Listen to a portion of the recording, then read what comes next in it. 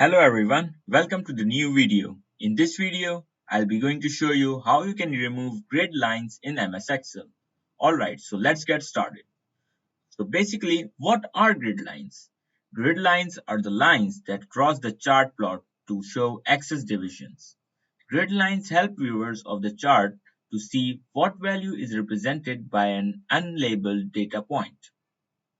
Especially for large or complicated chart, grid lines give valuable cues to the viewer. Now let's move on how can you remove them. So basically, I have the MS Excel right here, and as you can see right here, there are two options from where you can remove or disable grid lines. One is on the page layout and the other one is on the view.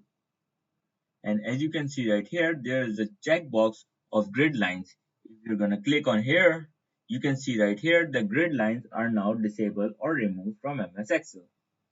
And if you can see on the page layout, there is an option of grid line and it is checked on view.